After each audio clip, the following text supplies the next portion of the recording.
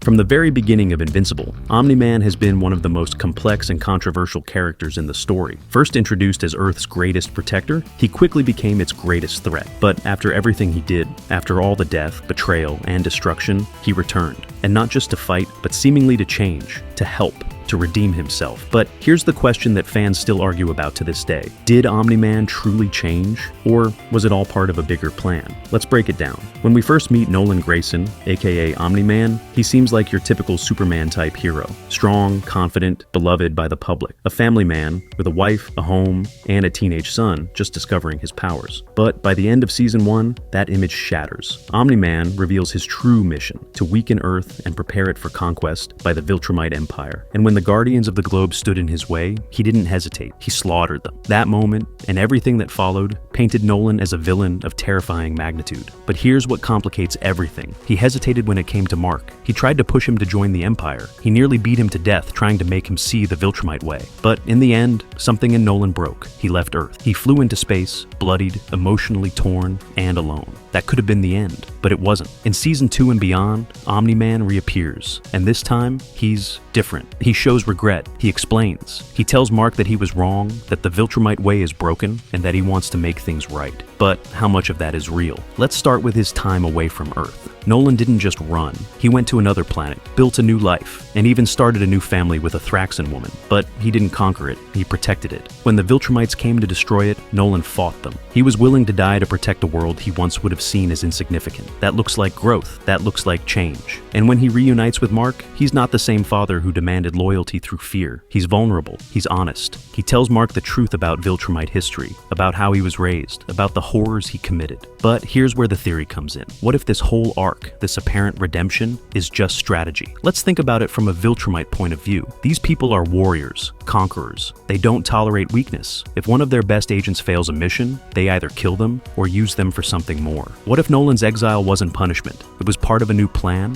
What if the Viltrumite Empire realized that brute force wouldn't work on Earth? That sending more soldiers would just unite the planet against them? What if they sent Nolan back to manipulate Earth's defenses from the inside? This time using guilt and fatherhood as his weapons? This theory isn't just about paranoia. It's about patterns. Nolan has always been a master of manipulation. Before he revealed his true nature, he convinced the world he was a hero for years. He lied to his wife. He lied to his son. He maintained a double life without a hint of hesitation. And now, after everything, we're supposed to believe he's just sorry. That's where this gets complicated, because there's evidence on both sides. On one hand, Nolan saves lives. He tells Mark the truth. He helps the coalition of planets. He fights Viltrumites. These are not the actions of a loyal servant to the Empire. But on the other hand, Nolan is still hiding things. He still makes decisions without fully consulting Mark. He still carries himself like someone with a backup plan, like someone who knows the long game matters more than the present moment. There's also the question of timing. Nolan's change of heart happens right after he realizes Mark won't join him, after he nearly kills his own son, after he sees the look in Mark's eyes, not fear,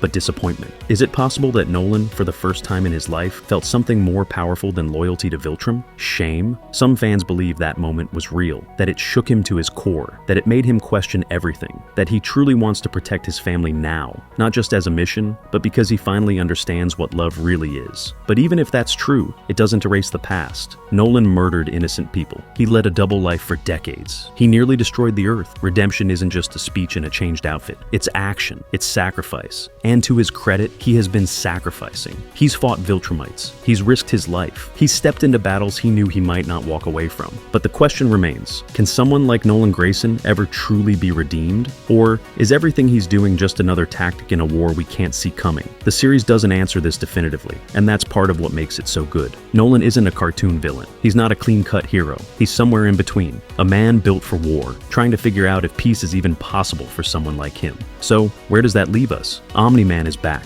He's fighting on the right side. He says all the right things. But the past is never far behind him. And every time he shows up, there's always that question in the back of Mark's mind. Is this really my father trying to do the right thing? Or is this just another mission? Only time will tell. But if there's one thing we know about Nolan Grayson, it's that no matter how much he changes on the outside, on the inside, he's still a Viltrumite. Thanks for watching.